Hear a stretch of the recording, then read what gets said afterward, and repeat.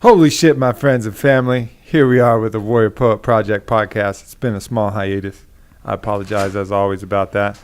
We got people interrupting us. Doesn't matter. It's all good because we're off to the races here with my man, Jermaine Andre. What is going on, my friend? Not much. Thanks How you for doing? coming out. I'm doing good, brother. Yeah, you're welcome, man. So I was just looking over there, and I see this NBA championship looking ring on your finger, but I know you don't hoop. Nope. So explain what that is. Well, for one, I'm too short to hoop, so you're right with that one. This is from the United States Martial Arts Hall of Fame, and I actually got inducted in. It says it on in 2012 on my 40th birthday.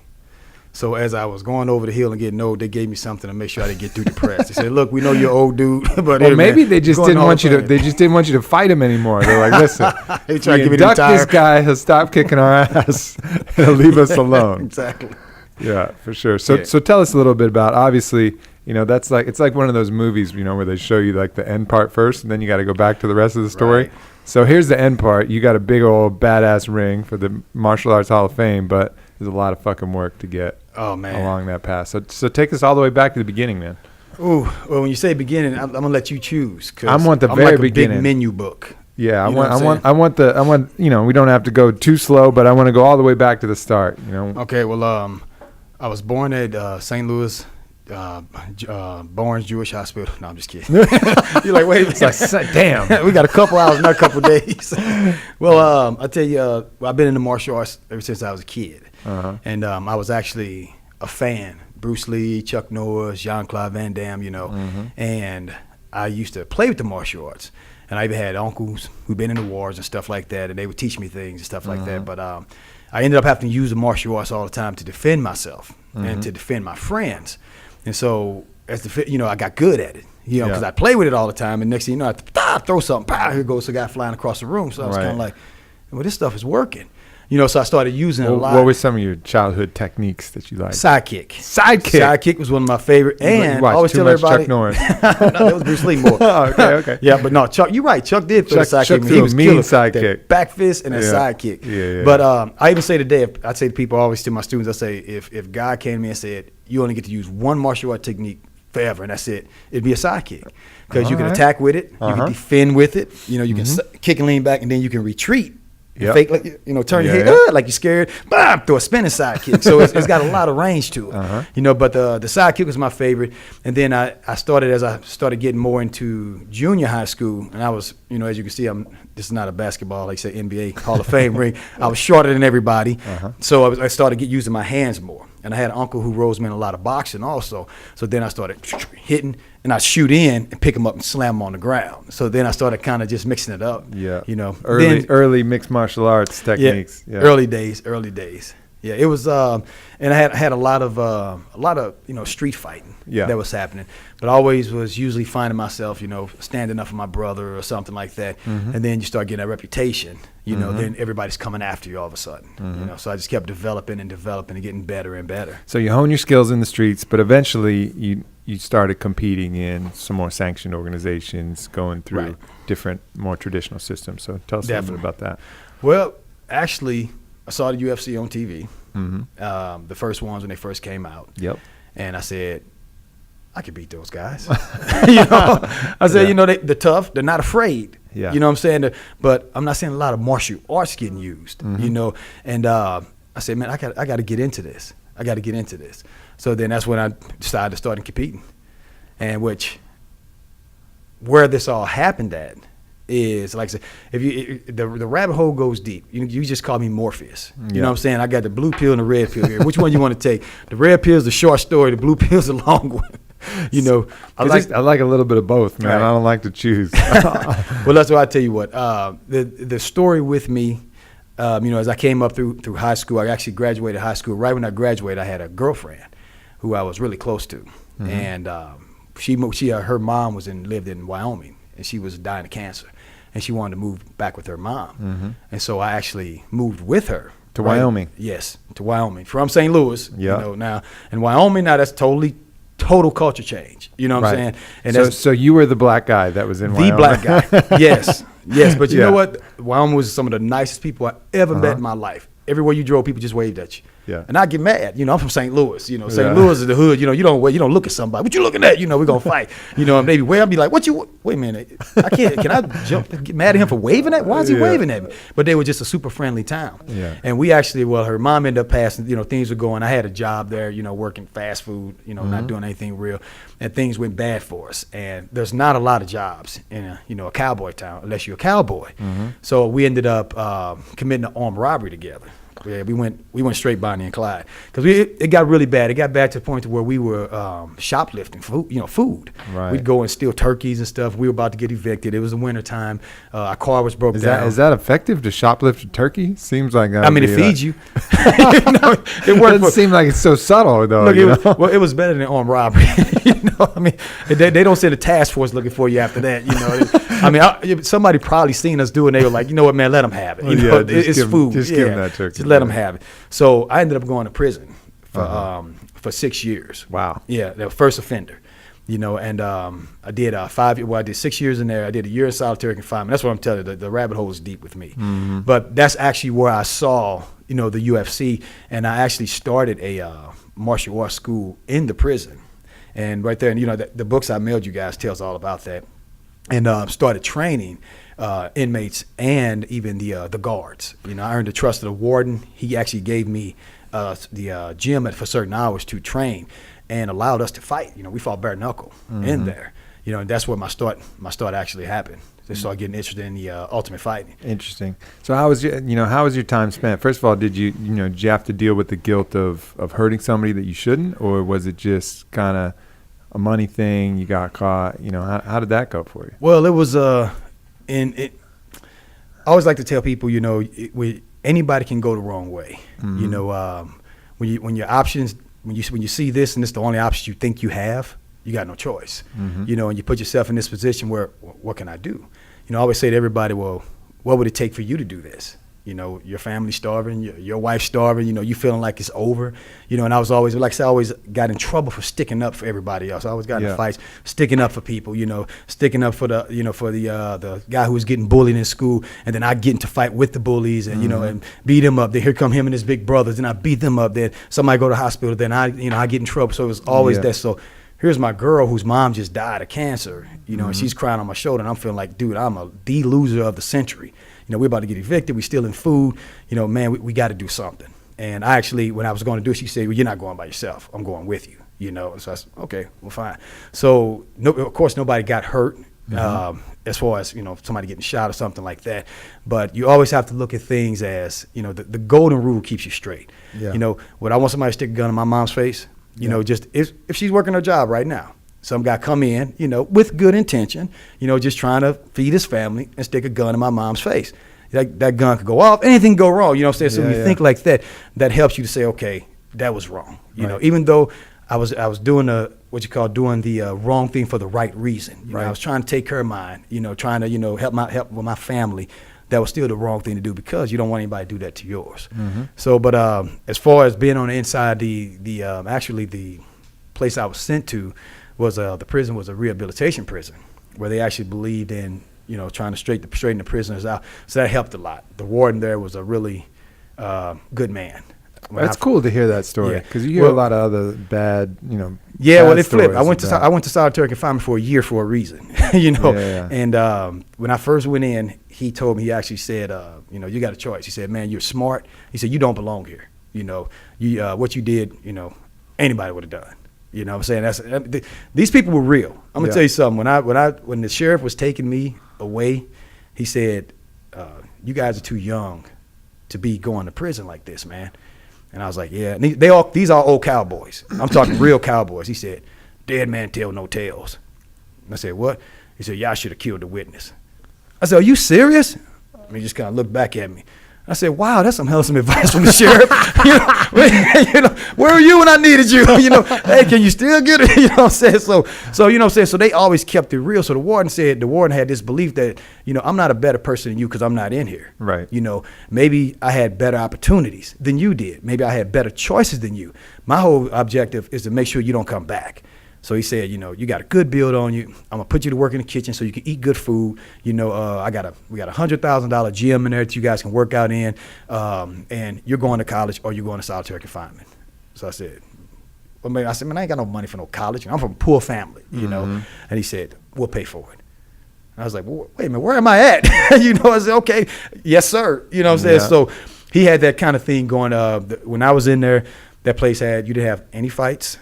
You didn't have arguments because you were given trailer visits with your wife once a month, everybody. But so your wife was in jail too, though, right? Yeah, she was. Yeah. And they still let that happen? No, they didn't let us. We couldn't okay, until she got out. Yeah. Yep. So everybody in there, it was like, you know, you got your wife, he got his wife, everybody got a wife, you know, and we get into it. You owe me some money, some cigarettes. You didn't pay me like you're supposed to, and I see you eating a Nutty Bar, so I know you got money. But you said, oh man, somebody gave me this. I'm saying you shouldn't be eating a Nutty Bar. You owe me, you know what I'm saying? So we getting ready to get into it. The guard gonna say, look, you guys want to roll around with each other or roll around with your wife? I'm saying, you know what? Easy choice. Easy. Yeah, so he had it perfect. You know, the place was set up. We ate good food. You know, when you walked out there into the chow hall, there was the warden sitting there eating with us. You know, the guards ate with us. The guards hung out in our, you know, the cells are like dorm rooms.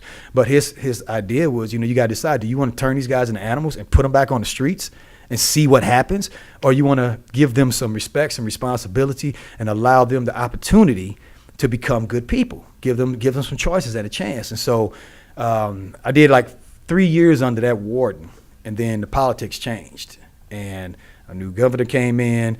They assigned the Department of Corrections. They took away the trailer visits. Well, they took away everything. So I slowly taking away switching the guards out with ex-Marines and telling these Marines, you know, you got to keep these guys in line, this and that, you know, whereas before, you know, they come, you know, not going to do, hey, get ready, you're going to nurse call. Oh, okay, yeah, let me finish this movie. What are you watching? They come in, oh, man, we checking out this. Ain't these, okay, we got to go now. Okay, I'm coming. You know, no handcuffs or nothing. You know, it was a real strong honor system, you know, and now it's, you know, get ready for nurse call. Oh, okay, I'm getting ready right now. Move it now. Okay, I said I'm coming. We start rack 4, you know, and they come in and whoop your pop out, you know, and then so we start, hey, what are you doing to him? Hey, you guys we need backup up here. Now here come a whole bunch of, you know. Yeah. So they agitated this. That aggression just breeds aggression. Oh my goodness, especially against prisoners, you know. Right. So this got agitated. Well, I'm sitting back, I think a month away from my parole hearing, and I'm watching my buddies go down. You know, and I'm watching this happening. The gangs start forming because they took the trailer visits. And the warden, Dwayne, said, you take the trailer visits, I'm out because it's over.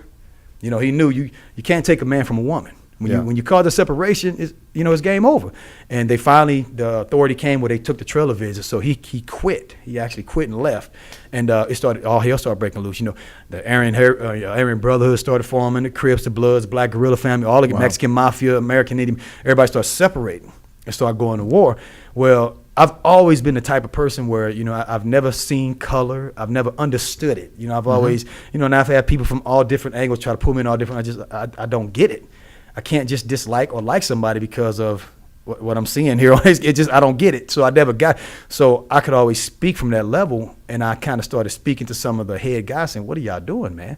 You know, we all used to be friends. Y'all get ready to start going to war with each other, and y'all don't see what they doing. And then I said the same to the guards. I said, look, you in here. Yeah. You know, what do you think is going to happen when all hell breaks loose?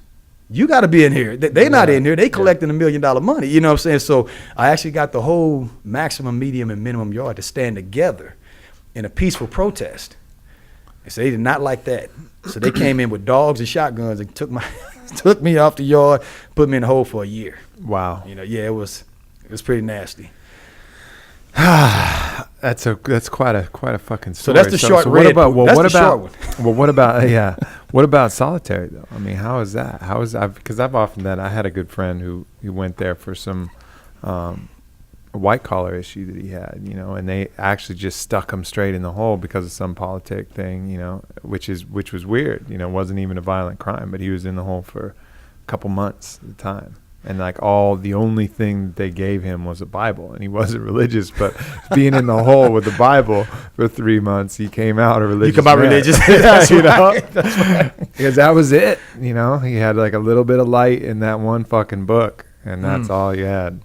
Well, you had what's called, and this you're gonna like this a little bit. It's called a pink cell, and it was actually painted pink. All the walls were, and this was the worst place you could go to. You know, it was, and it was a cell. There was just there was no bed.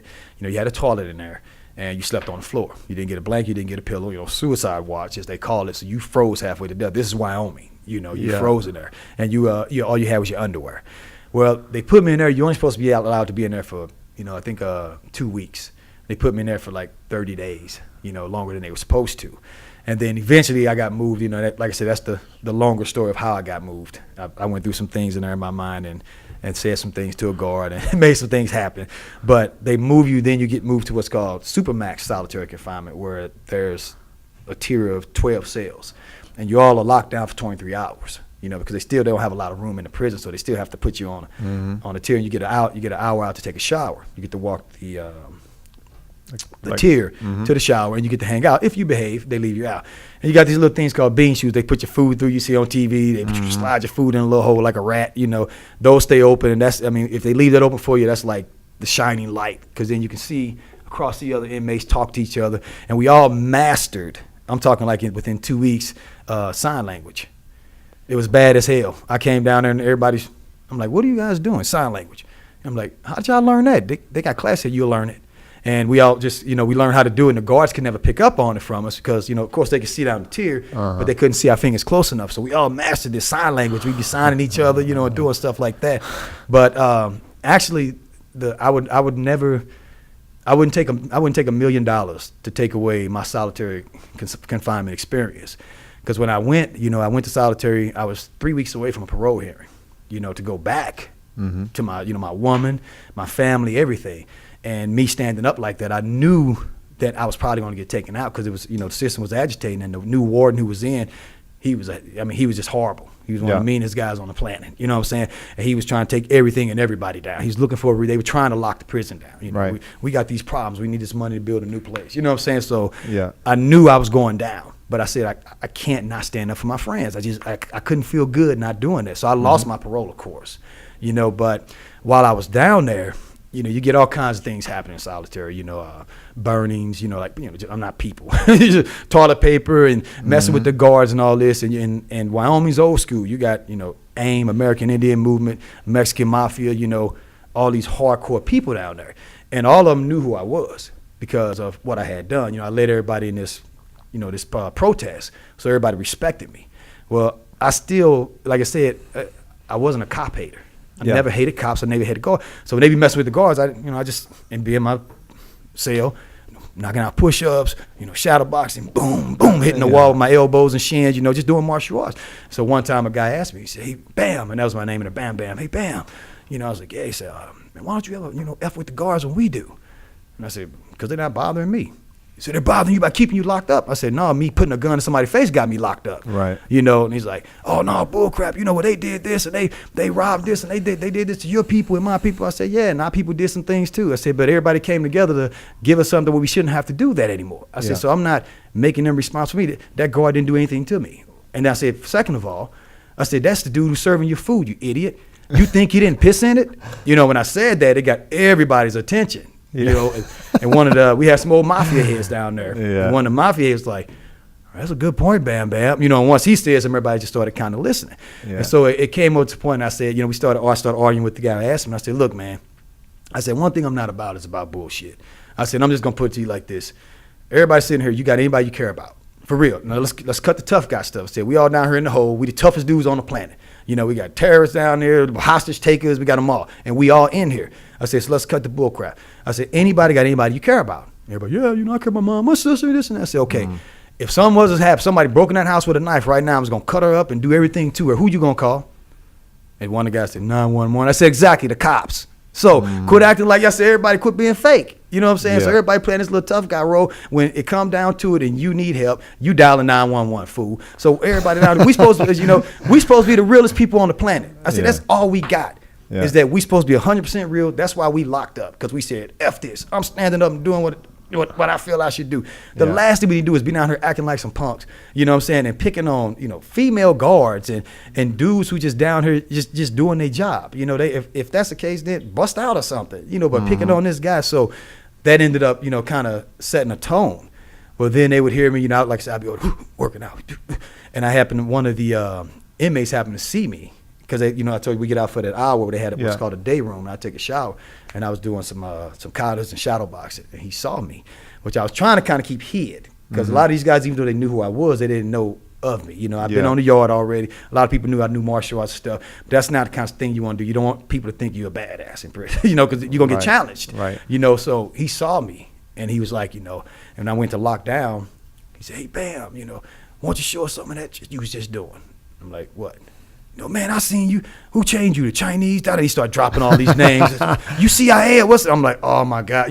Last thing you want is them thinking you a possible rat, undercover cop. So I'm like, oh man, it's over for me. They gonna take me out.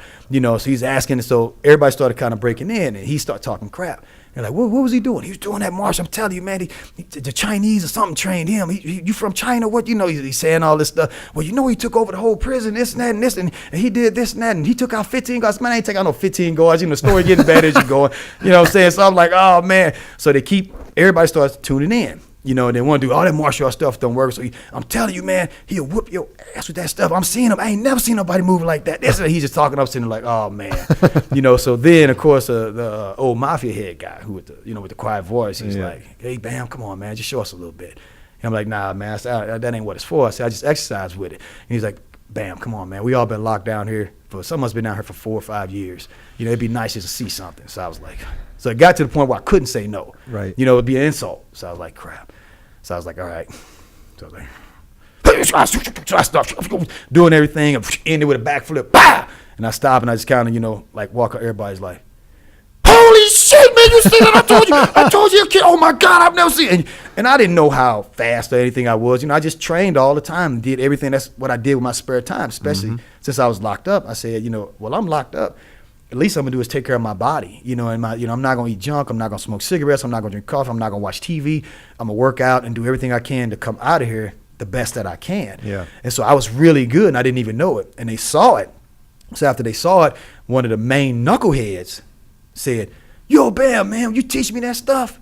I said, And then it hit me. I said, nah. I said, I'm not gonna teach you because you're using it the wrong way. I said, you always run around stabbing people and mess. I said, I'm not gonna teach you so you can go beat up some old woman and take her purse.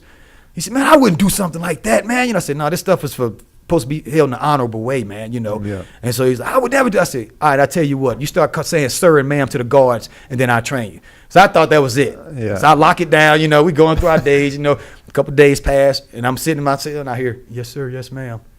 You're like, oh shit. What the? Did he just? Yeah. So first thing I'm thinking is, oh God, I gotta stick by my word. Yeah. But then I said, wait a minute, it worked. And I'm listening to him, and he kept doing it, and it didn't seem like he was doing it, just for that purpose, but he really believed in what he was doing. And if he believed in what I was showing that much, that he was willing to start saying yes sir, yes ma'am to the guards in front of all these guys, who were 100% against him. I said, I gotta stand by that, even if it means my life. He took a stand by what I said, and I gotta stand by what I said. And so I started training him, and then next thing you know, everybody started, just coming out with the guards. So the guards finally pulled me out. The lieutenant was like, hey man, what are you doing down there to get all these people under control? I said, first of all, I ain't got nobody under control. I said, don't get it twisted. They got themselves under control. Yeah. They do what they want to do.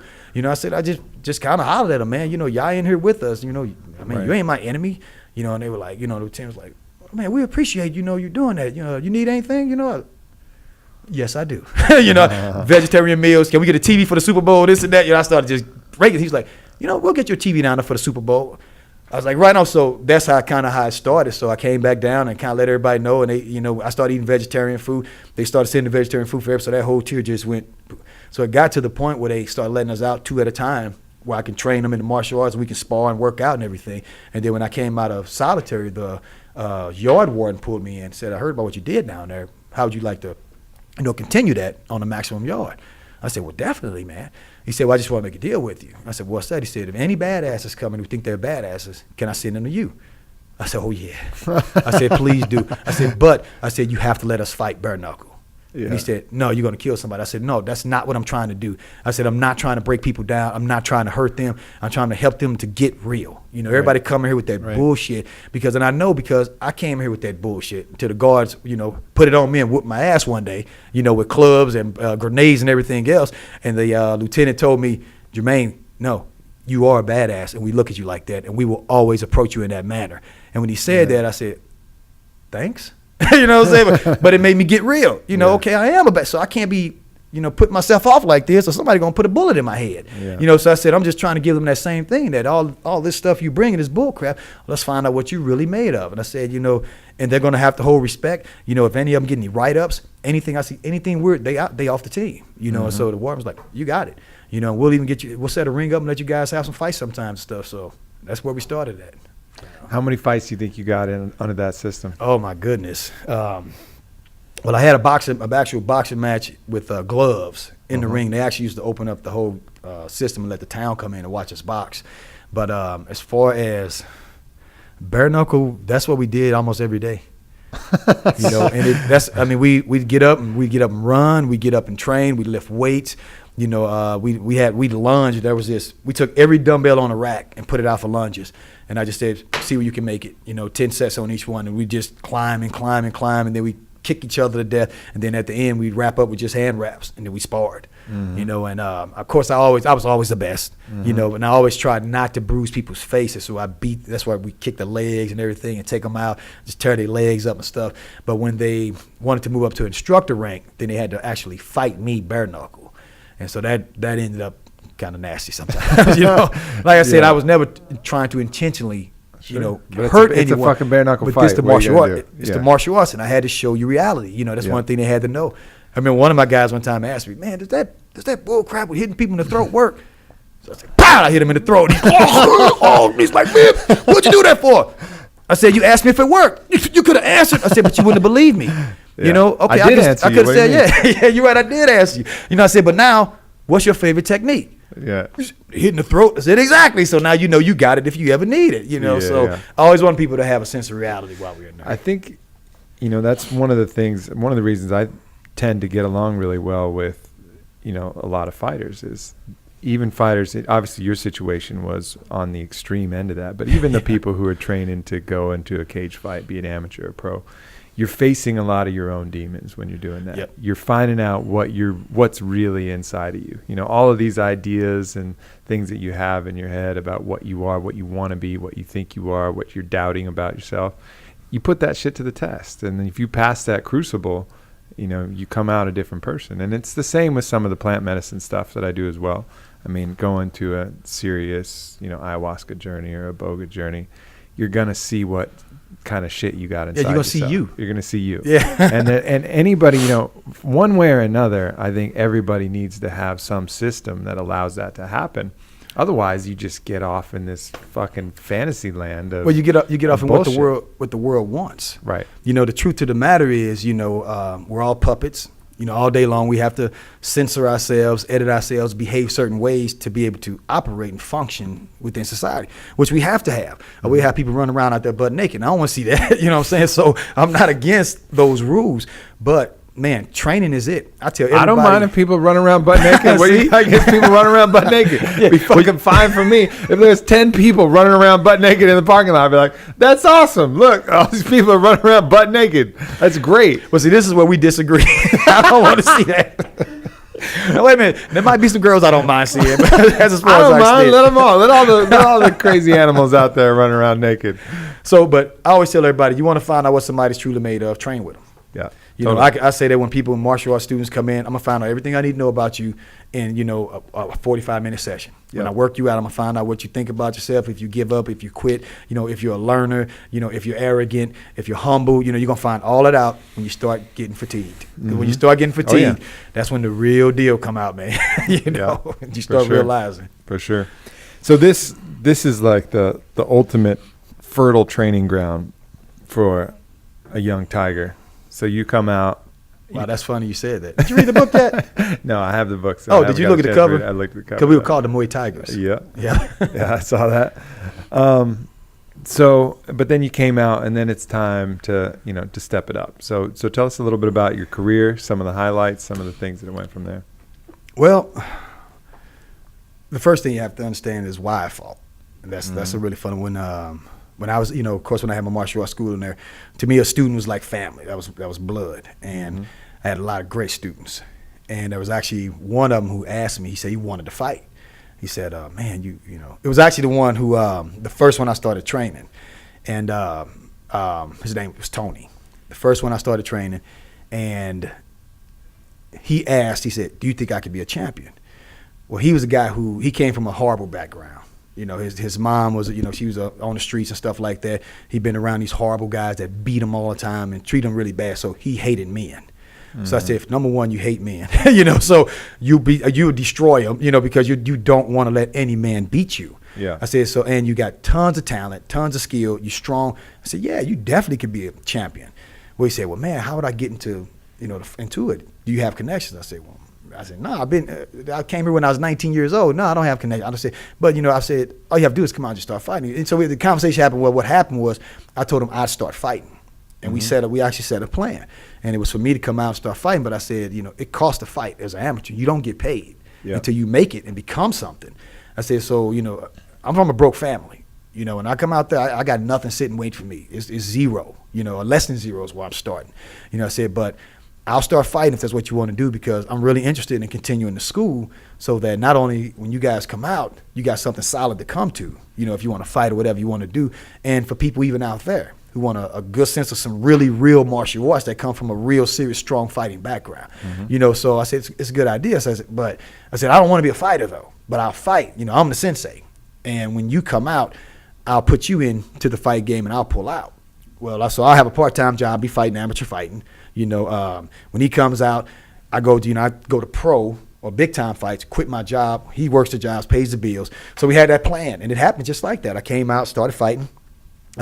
He came out, I got him a fight, but then he ended up going back to the streets, and getting involved in bad stuff, which of course I wasn't having that around me at all. Yeah. And so the chain was broken right there. Then I actually had another one who was one of my top guys who was supposed to be coming out probably a year behind. And he was actually the money guy. Like he had been in there for about 15 years. Wow. And he always, what he went to solitary confinement all the time for? Making money. They hated him, and he ran lotteries, so cigarette, and it was all good, clean stuff. He didn't do drug nothing, but he was just the money man. Yeah. And so he's supposed to come out and start financing and getting everything together on the money side. Well, he ended up pulling an escape for his wife, which I don't know how I'm gonna get mad at him for what I did for mine, So right. And he ended up getting caught and got thrown back in, So I'm sitting out here like, it's just you. Yeah, what the hell's going on, man? So now I'm stuck in this fight game. But I had actually, when I came out, I started training under Ron Smith in Muay Thai kickboxing. And Slava from Russia started training in Russian Sambo. So now, the code of honor in the martial arts is buried into my soul. That's all I've got. And so now my loyalty's boom to them. So I'm like, okay, well, I got to keep fighting. So I kept fighting. Plus, it was good that I had the fight game, because I don't know what else I would have done, honestly. So I just kept fighting. And one day, Ron Smith said to me in a conversation, he said, man, wouldn't it be cool to be the world champion? And I was just kind of like, yeah, I guess so. And then he kind of walked in. He said, yeah, it'd be cool to be the trainer, the world champion. And I was like, I said, is that right? Okay. So that put me on a mission, So boom, I started kept fighting, and worked my way all the way up to the WFA middleweight world title shot in Las Vegas and took that. But nice. So which organization is that? World Fighting Alliance. World Fighting Alliance? Yeah. And what are the rules of that? It was MMA, the same kind of rules as UFC. And it was actually, you remember John Lewis? You might remember him? Yeah. Old school. So. Yeah, old school UFC stuff. Yeah. But, the UFC bought the WFA up. Okay. And they actually were still using the WFA for like a bunch of pro fights. But I was on there. It was actually the first MMA show that ever happened in Las Vegas, the first sanctioned MMA show. And I actually won the first sanctioned MMA world title in Las Vegas. Nice. And this belt, I'm telling you, you have to look at my website. It is no joke. It's all real stuff. It's heavy. It's probably about 20 pounds. It's got snake skin on the back. It's got real jewels in it. It's bad, man. Yeah. It's like, yeah, right on, man. So it was a nice belt. But that was, I fought in Japan. I fought in Hawaii. I had and when I was fighting, everything was new. The UFC had just came out. So the UFC wasn't the top league yet. You had the WFA, you had rings. I fought a lot for rings under Monty Cox. We fought. I fought in Japan. I fought in Hawaii. I fought in Canada, and it was fun, but it was depressing at the same time because here I go to Japan and fight, and everybody knew who I was, and Billboard's supposed to come home, nobody knew who I was because it wasn't legal to fight. You couldn't fight in Missouri. Sure. We could fight in Illinois, but not in Missouri. And then they weren't airing anything then. They film it. but they show it in Japan or something. It got shown somewhere where, you couldn't even see it in America. I go fight in Hawaii and go over there to, Team USA versus Team Hawaii. We a smash team, big parties in Hawaii, everything, in Las Vegas. My face was on a billboard when I got off the plane. Jermaine Andre for the fight for the world title, came on with the belt, stepped off the plane, what do you call it, tumbleweed rolling by, I'm like, man, come on. I said, man, what is going on here? So it was a hard struggle. And right when MMA blew up, it started blowing up, was when my injury started setting in. I've had like a pin and staples in my left foot since I was 16 years old. So I was, even through my fight career, sometimes I couldn't even stand on my foot. I even developed my Muay Thai front push kick where I'd stand on that back leg and, just paw with that left leg like a jab, because sometimes it would go numb, in the fight where I couldn't feel it. And I'd be like, oh, crap. So I just go here, just start kicking to keep them off of me. Yeah. So. Man, that's a hell of a story. One thing that seems consistent is you developed a certain type of ethos, like this kind of code of conduct for yourself that kind of seemed to forge when you're in prison. Tell us a little bit more about like what your ethos is, because I think that's a super important thing to have, like something that you fall back on when things are in question, you're confused, you're tired, you're pushed to your limits, to have that code that's this unbreakable thing that that that's just something that is not in question anymore. I always followed a lot of the samurai code. I've always felt that like when I fought, I was a slave, is where I put my mind. I said, this is, Jermaine Andre, you're a slave to your teachers and trainer, Ron Smith. You sacrifice everything for them. Nothing else matters. You get a chance to watch a lot of my fights, you'll even see when I win, I didn't raise my hand. I didn't, most of the time I go check on my guy, if he was hurt, if I knocked him out or something to make sure he was okay, because it was a good day for me, a bad day for him. That's a fellow martial artist. He's trained, his family's watching. So I felt more for him than, just wanting to hold my hand up, which didn't do me real good for ratings, you know what I'm saying? Nobody wanted to see that samurai quiet stuff, except Japan, which eventually that, you see what happened with Pride and all that kind of stuff. It just kind of faded out. But when I fought, I just made sure that I kept my mind focused that, that I was samurai. You're in servitude. Nothing for you matters. The only thing that matters is what you're accomplishing for your trainer, for the Muay Tigers, for the people who you said you're going to do something for. So that thought of slavery gave me freedom. Then now I was free to tell anything and anybody that caused me a distraction, no. I can't do that. Well, why not? It doesn't matter. I don't even need to explain to you. Because over here, I had this code that I had to stick to, or I was nobody. And the samurai code actually saved me, because I remember when I was in county jail, what do you call him, a correctional officer. I don't think they call that in jail, but he was the first one I met that made me start liking like cops. And when I say that, I never disliked them, but I was just always in the middle. But he just complimented him, man, you're so strong. You look, oh, wow. He'd always sneak me out to lift weights. Hey, Jermaine, come here. You want some extra weight lifting? I said, yeah, thanks. So we started becoming friends. And he even said to me one day, man, I heard that you and your wife pulled on, what are you, Bonnie and Clyde? Man, that takes a and I heard you guys won't even talk to the cops, and she won't say anything. Man, you guys are straight get, man. If I had friends like you, and I'm just kind of like, wait a minute, you a cop. You know what I'm saying? But he's being real with me, so I'm just kind of like, and so we started connecting, and then he said to me, he's like, man, you straight samurai. I was like, what? You say straight samurai, man. You know samurai. And I was like, He said, man, I'll get you some books. And so I started reading, and learned a little bit. I'm like, oh, this is dope. I'm digging this. So I can be I can be a badass, and I can be someone who's willing to take that plunge and not afraid to die, not afraid to go down, and not have to be an idiot. When I read, about being a samurai, you can't die a dog's death, because that was one of my problems. I was always confused on, okay, when am I supposed to not stand up? When am I supposed to stand up? This guy talking smack and pissing me off. Am I supposed to go and beat his head in? You know what I'm saying? Oh, that's a punk. You know what I'm saying? So they help to define that. No, that's a dog's death. You can't do. There has to be honor in your death. So that's what really pulled me into that code. And I started studying them more. And one of my favorite stories, well, of course, the code you're talking about is bushido, which is the famous samurai code of honor. And actually, the word samurai means to serve, which not a lot of people know as well. But one of my favorite samurai stories is a shogun sends one of his top samurais to go execute this known thief. And so the samurai goes out to this thief's house and is going to execute him. And the thief, gets him and spits in his face, right as the samurai is pulling out his sword. And the samurai puts his sword back in and leaves. Comes back again next week. And the thief tries it again, spits in his face, and the samurai just keeps on going. The thief's like, "Hey, wait, what happened? Last time, I spit in your face, you left." She said, "Well, last time I was angry." And then he takes the sword and cuts off his head, because the code of the samurai was that he could not commit violence in anger. Right. He had to do it with a calm heart. Yep. It couldn't be personal. It couldn't be personal. It had to be for your master. Exactly. Not for yourself. Yeah. So even though he was going to do the same thing, the way and the manner in which he did it was, the most important thing to him.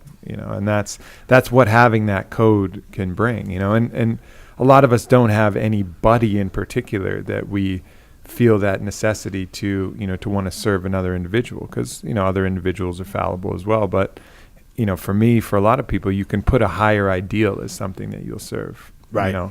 So the idea of to borrow something that is spoken a lot down in Peru from this old Chavin tradition, they say para el bien de todos, for the good of all. So then you can use that for the good of all as who you're serving. That's your shogun, Right. What is going to be for the good of all. And then if ever you're in doubt and ever you're worrying, is this action for the good of all? No, Right. it's not. So it Right. doesn't Boom. fit with your ethos. Exactly. And it's easy to cut it off. And the golden rule keeps you there. Yep. I keep playing simple. I want somebody doing this to somebody I care about. Sure. Somebody who's not as strong as me. I've got people in my family who aren't as strong as I am. Mm-hmm. And one of my main things, like a lot of, you look at me, I stay in good shape. And one of the main reasons is because I know that I have to stay at a point to lead my students. So it'll be days I go up to this martial arts school by myself and I'm like, man, I don't feel like doing this crap. I'll pick up the 40 pounders, instead of the 50s. But the first thing I do, I'll think of one of my students who had the 60s in his hands the other day. And I say, I can't betray him, man. Right. I can't betray her. I think about that mom that trained under me who was, 50, 60 pounds, went through a divorce. I trained her and got her in shape and she did Tough Mudder, 14-mile obstacle course. And I say, there's no way in the world I can not do this because I don't want to. So now my students become my master. Mm-hmm. So now there's this circle that's going. Then they're saying, well, I can't let him down. I'm saying, I can't let them down. So this beautiful circle is just going, that helps us all to keep ourselves straight. Yeah. So talk to us a little bit about some of these leadership principles that you're mentioning, because you've obviously been effective even early on, just instinctively, leading people. So if you had to write, Jermaine Andre's principles of leadership, what Look, would those don't do be? that. I would start another book. Don't do that. We already got like 15 books I'm trying to sell. My assistant's probably sitting knocking the computer over now. It's like, stop it.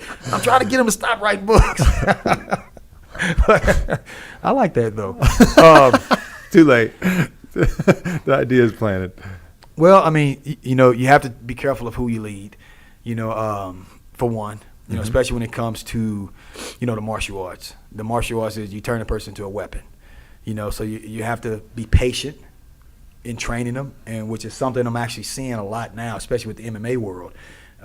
Everybody's just handing out arm bars just to get a paycheck, and they're handing out to 5-year-olds. And I'm like, dude, that's a little kid that you teach him to break an arm. The rear naked choke is deadly force. I train police officers, I train military, and they cannot grab a person around the neck. You know what I'm saying? Even though we do it on TV with the referee there saying, all right, break. But I say you got to be careful showing these kids that, man, because they're going to get a hold of somebody and, and do this. So you have to slowly train them and discipline them and things like that, So anytime you're taking up a position of leadership, number one, you have to feel a very strong sense of accountability towards whoever you're leading, of what they're going to do with whatever it is you're teaching them, And then, of course, I try to say, don't try to get somebody to do something that you're not willing to do. But in saying that, I have to be careful because there's a lot of things I can't do on computer. There's a lot of things I can't do, you know what I'm saying? Right. I need somebody to do it, and I can't do it. So, when it really comes to it, that sounds good. Not necessarily that you can't do it, but that you wouldn't do. You would do everything if you could. Oh, if I could, right. And right. I think that's where the important distinction is. Yeah. So definitely stay close to your people. Keep a personal relationship with each one of them. And you got to care. You know, it's like my trainers. When I certify my trainers, I say the most important thing is you have to care for them where you don't want them to get hurt and you want to see them develop. And I say if you keep that in your mind, you probably won't ever make a mistake. And we've been training people for 15 years, and if you want to count the inside, it's been, people got hurt in there because we were training differently. That was hardcore, but as far as out here on the streets, training everyday people, I've never had anybody get injured, because we're very careful with what we do. And I say, if you have to care about that individual, you have to care that they're moving forward and that they're not getting hurt, and you'll see everything. You'll be able to, the main thing you'll do is you'll be able to read their expression. Their expression tells you everything when the injury's coming, if they can't handle it, all that kind of stuff. So that's a few of the things, the most important things about leadership that I put out there. That last one seems simple, but it's not. No, it's not. Really caring about someone. It's really easy to see. It's time-consuming. And it's easy to see someone as their function. Okay, this is my student whose function is paying me, so the reward is for me to keep him as long as possible paying me, right. Rather than like, and you don't do that consciously because you sound like a sociopath when you're doing it consciously.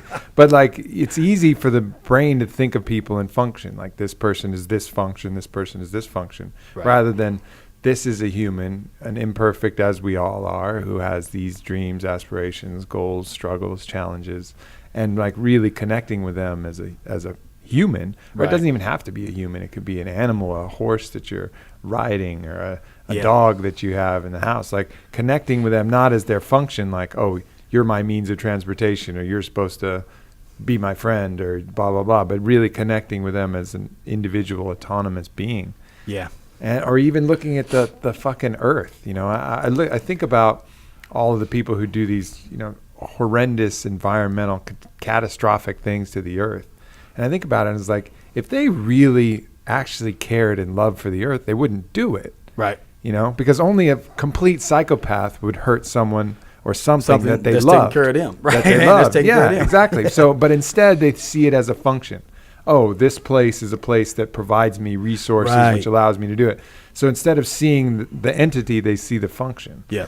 And I think that's something that we can always, remind ourselves of. Like, don't look at the function, like your girlfriend as the function of girlfriend, or your wife, or whoever. Oh, that's her function. It's her job to love me, feed me, blah, blah, blah. Not like this, look at this, living, breathing, spirit embodied meat sack that is floating around here, like really connect with what that entity is. And I think that's an important thing to keep in mind.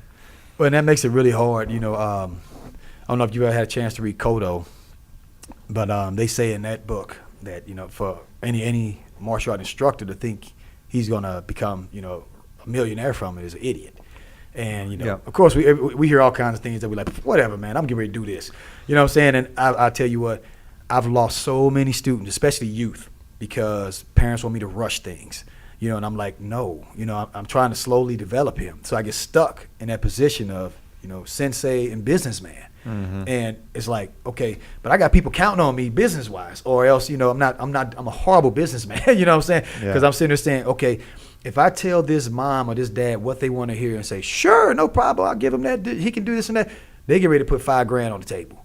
If I say no, they're going to the school down the street that's going to say yes. Mm-hmm. And so many times I've had to do that, and they walk out, then they're bad-mouthing you behind your back and everything else, and I'm sitting there saying, man, you came to me to help develop him to what I believe is a martial artist, and I'm trying to do what it takes, and you're getting results, but I can't give it to him as fast as you want while you're sitting in the lobby, bored, of course, like, oh my God, what's going on? I'm so tired of coming up here every day, and I understand that, but that's kind of where you were saying like that, when you're trying to, it's hard to care about your clients when it's your business. Yeah. Because the business is, you're supposed to be trying to make money, run the business. But, sometimes that could get in the way because of how demanding, we are, in society as people. Sure. Which is great. I tell people all the time, a lot of, we all play the biggest part in corruption. The reason fast food exists is because we eat it. They're not out there saying, hey, this is all you get. It's because we're saying, hey, man, come on. Hurry up, give it to me. Mm-hmm. And if he don't keep up, Burger King going to take over. McDonald's going to shut down. So they're saying, look, just keep up and keep giving them what they want. So, I run into that problem a lot. And then but the thing is, I end up with the ones who stick with me, I end up with good, solid students. Yeah. But. Yeah, no, it pays off in the long run. I think another key part to that is you got to really take care of yourself too, because if you're in pain, if you're hurting, if you're suffering, it's really hard to give a shit about anybody else. Yes. You know, like the natural instinct, any animal that's in pain, it could be the friendliest motherfucker on the planet, but if they're in pain and they're hurting and they're sick, don't fuck with them.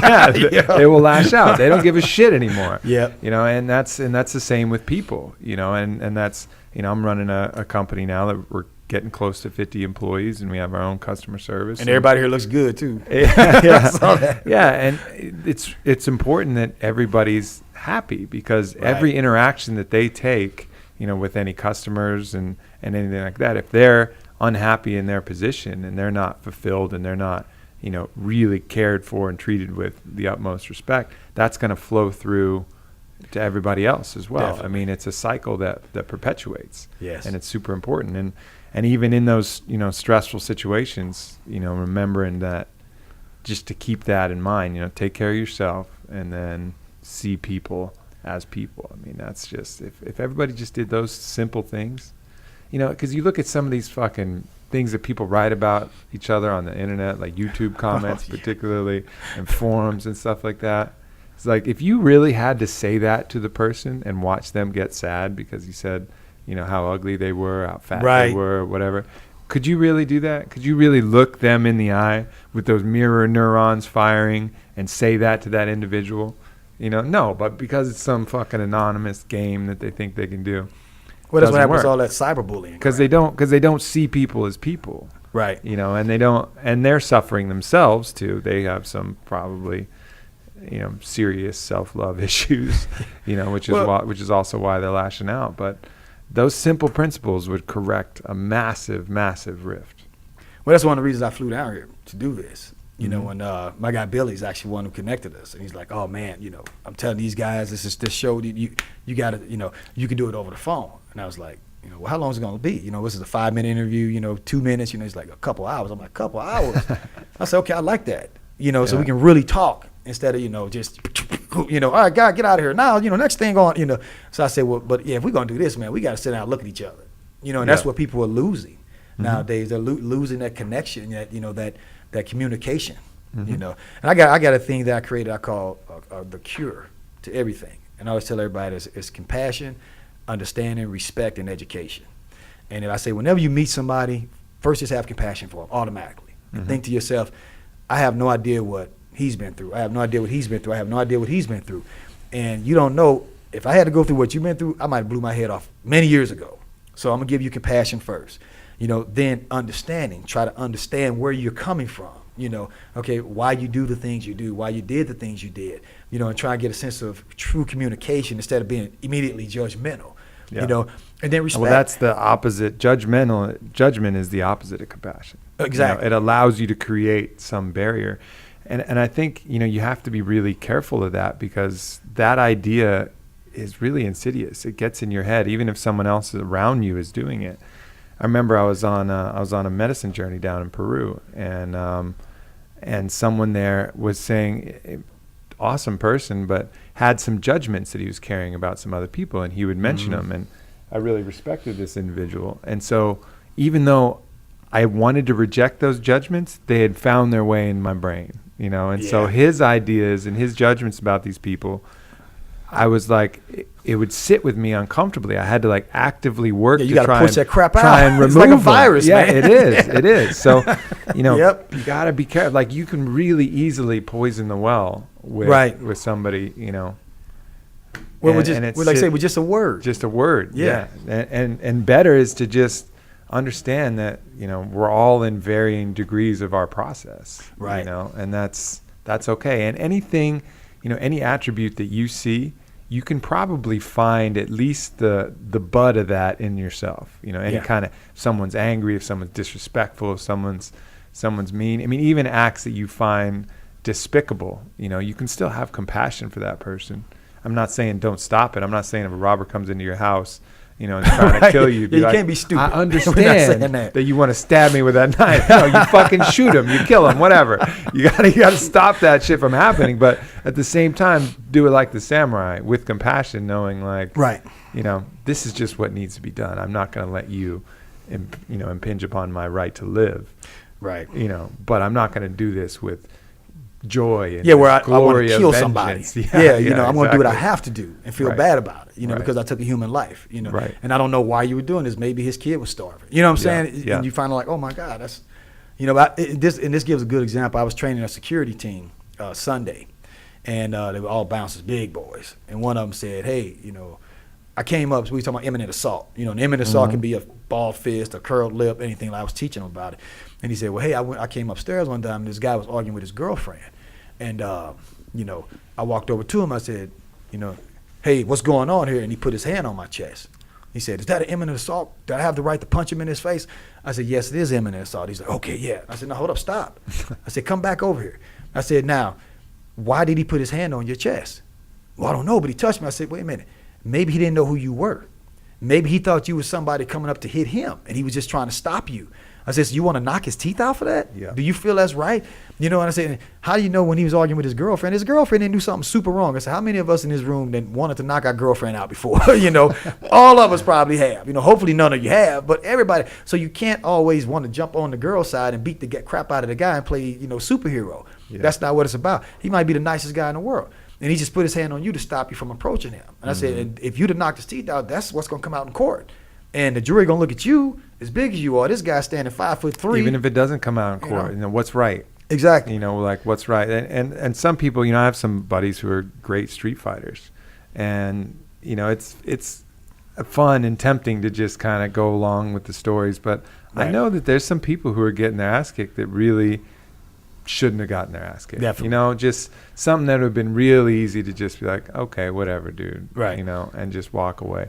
But just because some butt of some escalation doesn't necessarily mean that guy deserves an ass whooping. Now, there are some people who deserve an ass whooping. They need that kind of dose of reality to come in and say, hey, this is the laws of the fucking world. And it's like it would be helpful for their life to do it. But there's other people who are just, maybe they're having a fucking bad day. And do they deserve to get fucking stomped out? You know, probably not. And being able to discern those situations where it's someone who's just going to antagonize people indefinitely until someone says, all right, motherfucker, you know, you're about to learn something now. Yeah. Like, here, I'm taking you to school, not because I want to, but because you need to go to school, versus somebody who's just at the wrong place at the wrong time and just gets his shit beat out of him. Well, I always remind them, I say, you know, who wins a street fight? So I always ask, you know, it depends on who's the biggest. I said, no, nobody. Yeah. I said, because if you whoop somebody's ass, they're going to go get their daddy's gun and come back and blast you later. Mm-hmm. Probably when you walk into the store with your daughter, you know, when you don't feel so tough. You know, and that always hits them right there. And a lot of times that's what it takes. A lot of people just don't have, and that's why I say the education comes in. When I say that, you know, and I say things like that, guys, you got to think that if you end up getting into a fight with this guy, that might come back around 5 years from now. Right. You know, he going to remember you. You knock his teeth out, you know, you crack his head open, he's not going to forget you. And then you're going to become go to church and get your degree and everything you were trying to do while you were here as a bouncer. And now you made it happen, got your home, got your wife, 2 kids, and he's still missing those teeth. And he going to run into you, you know, and guess what? Now what? You know, oh man, I don't want to fight today. I didn't want to fight that day. So now what? So when I put it to him like that, that really helps him to start thinking about it. You know, because a lot of people that just, you know, you got to say, is compassion in people or is it taught? You know, can it be learned? You know, and I don't have an answer for that right now. You know, I've always had compassion. You know, I had a situation actually when I was locked up, a guy, Aryan Brotherhood, attacked me from behind. He had a big giant padlock on a weight belt. And cracked me in the back of the head, you know, while I wasn't looking. Well, it did absolutely nothing to me. And I turned around and looked at him. He was just like, and you mother, get in here. And I beat the crap out of him, you know. And I remember I had his head. He was, you know, here, knees, elbows, everything, because he didn't know how to fight, you know. And I had his head, and I was looking at the edge of the desk. It was just like this. And I said, I have the right to kill him because he just attacked me from behind. I'm bleeding, you know. He's got the weapon in his hand. And I looked at him, and I said, I've got in front of me a hurt creature that can't defend itself, and that's all I saw. There's a hurt creature, and I felt sorry for him, even though I had done it. He'd attacked me, and I set him down, and let him go, you know. And I just kind of looked at him, and I was like, I said, and I thought again, I can knee him in the face. I can really build my rep up big, just beat the crap, and I can kill him and get away with it and win in court, and I couldn't do it, you know. And I said, man, can you walk back to your cell, you know? yeah, I can make it, man. I think he broke my wrist. I said, all right, well, man, come on. And I helped him back to his cell, so we wouldn't get busted. You know what I'm saying? And we ended up getting busted anyway. But I don't know if you can teach somebody that, or if it's automatically in people, or if they just, what will somebody do when you got the right? Like you say, this guy comes to your house, he's got a knife in his hand, and you say, hey, mother, and he said, okay, don't shoot, please. And you got every right to blow him away. Mm-hmm. What are you going to do? Right. And we're dealing with a lot of that right now in St. Louis. Everybody's running around, CCW this, I got my concealed weapon. I hope Ferguson does this. I'm going to this. I'm going to that. I'm like, dudes, where's y'all heads at? Yeah. You want to see a war break out? Okay, that's going to be cool for you when you winning. But what's going to happen when the end of the barrel is pointed at your daughter? Right. Or your mom or your sister, somebody who don't want to be involved in the middle of this crap. Quit thinking about your ego and think about those types of people. So you have to, you say you have to ask yourself, can you teach people compassion? But I do, when I train these bouncers and security and police officers, and I talk to them and teach them those kind of things, I do see a flicker in their eye. Mm-hmm. And I always see results. Those clubs, those venues. I remember when I took over the Monastery. I don't know if you ever heard of it. If you ever look it up, it was like the worst club in East St. Louis, Illinois. I mean, just straight gangster. I mean, they played, it was Lil Jon all day long. Who you with? Who you with? So everybody came in. The bouncers were gang members, were Crips. You know what I'm saying? And I came in. The owner was a friend of mine. He brought me in to clean up the security. So the first thing I did was fired all the gang members. I said, dude, you can't be security if you're gonna get, oh man, yo, cuz. I said, hold up a second. I said, wait a minute. A security guy is one step away from a cop. So you a cop or you a gangbanger? Oh, I said, well, we can, no, because everybody gets security shirts. I'm gonna put a security shirt on you, and you gonna be a cop in here? Oh, well, no. So, but that's my verbal judo. Right. Instead of them feeling like I fired them, I said, no, you keep your job. But you want a security shirt and you're getting a badge. Oh, man, that's messed up. I ain't no cop. I said, security's cops. It's your job to save lives, not to be in here throwing gang signs and gang banging. That's not what you're going to have. But when I trained all these guys and got them to understand, things like that, and, guys, don't do something to somebody that you wouldn't let them get away with. If you were doing this and drinking and having fun, and a bouncer came up to you and acted in the way you acting towards him, would you take that or would you go get your gun? I'll go get my gun. Okay. Why do you think he's not going to go get his? Yeah. Ricky. Yeah, you're right. Okay, exactly. So, and I seen these lights flicker, and it got to the point where we had no problems in there. It seems, it would seem to me that compassion is innate within us all, but it can be unlearned very easily. Yeah. And then the key to that is just, you see it in pretty much every conflict that there is. What is one of the most important facets of any conflict is dehumanizing the enemy. Right. And religion has done a great job of that. These people are infidels. Right. These people deserve some kind of punishment from because they don't believe the way we do. Because they don't believe the way that we do. Or even if it's not a religious, kind of conflict or ideal, it's these people are politics. Evil or savages or whatever. You look at all the propaganda, like that's such an important part is to remove compassion. Right. So that and place judgment, remove compassion, which allows this fertile ground for combat. Yeah. And that's the same with racism. It's the same with every different other aspect that you can look at, even a rival gang. Oh, these people are that person. This is a blood. This is not a dude who just happened to be in that neighborhood that was red rather than this neighborhood that was blue. Yeah. And we're all the same fucking, we're all struggling for the same thing, Yeah. But that judgment allows you to remove compassion, which is the only way that, we can do it. And I think the mere fact that all of these mechanisms to remove compassion are always in place when you do see conflict, to me means that we are born with compassion, because you have to remove that in order for conflict to ensue. I like that. Judgment removes compassion. Yeah. I like that right there. Well, man, this was awesome. We're going to have to do this again sometime, my brother. That was just the blue pill. Yeah, that was the short it, one. man. You get the red pill next time. So tell us a little bit about your books, where people can find you, everything like that. Well, JermaineAndre.com. Is where I'm at. JermaineAndre.com is a place to find my books. I've got a really good book out right now called ICE, Intercom and Explosiveness. And it's for athletes and definitely for fighters. And what I actually did was I was proposed by a company regarding something happened, with the NFL. You had the NFL players getting into all the trouble, the drunk driving and, the player who smacked his wife and knocked her out. Yeah, Ray Rice. Yeah, and they wanted to bring me in about, character, and start training these guys. Look, man, this is how you be a warrior and a destroyer on the field, and this is how you maintain and cage that animal on the streets and treat people, the way they're supposed to be treated. So in the process of us working towards that, I wrote this book called Ice. And what the book does, and I gave you a copy of it, is I gave everything the way I think, the way I thought, when I competed, when I fought, about everything, losing, and about having a moral code.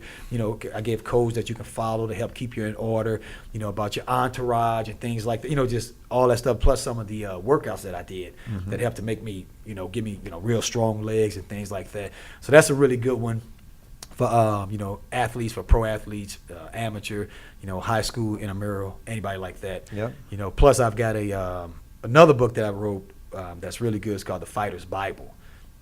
Now, it's funny with this book, I said, I need to write everything that's important regarding the fight. And I wrote the book, and I gave it to Crew Ron Smith, my Muay Thai instructor. He read the book. Man, that's a really good book, this and that, da-da-da-da. He sounds just like that, too. Man, that's a really good book, And he said, but you didn't write anything about fighting in there. And I said, oh, man, I guess I need to put that. He said, no, you don't.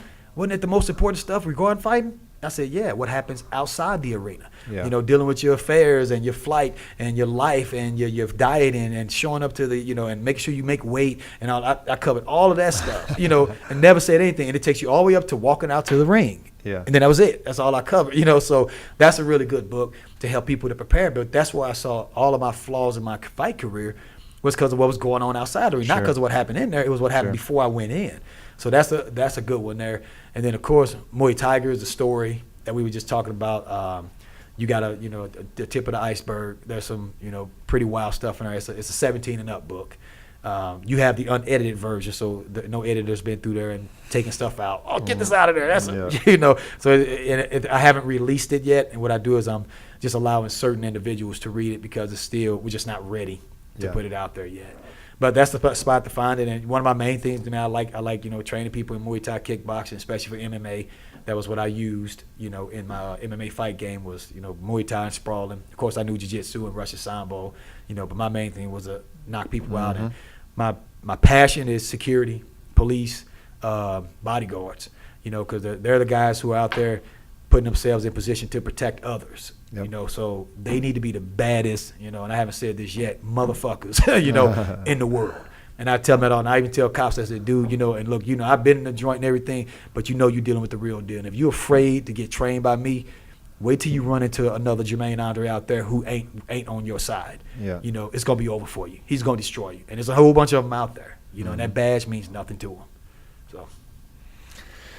Awesome, man. Thank you. Appreciate it. Appreciate you coming all the way down here. Fun, man. This was great. Yeah. So anything I can do in the future, man, just holler. Let me know. But we'll certainly keep in touch. I look forward to reading your books and keep doing what you're doing. Need a lot more of you out there in the world. All right. Give me a call after you read the books. And I got a waiver for you to sign because if you destroy any towns or anything after you read the book, that's on you. You can't be like, Jermaine made me do it. I just come back like Shiva the Destroyer, just all fucking fire in my eyes. Look, you might go do a fight career after reading that book. Jermaine, train me. Oh, man. That's awesome, man. Well, thank you a lot, my friend. Thank you. I really appreciate you having me. All right, my people. I will see you soon. Much love. Peace.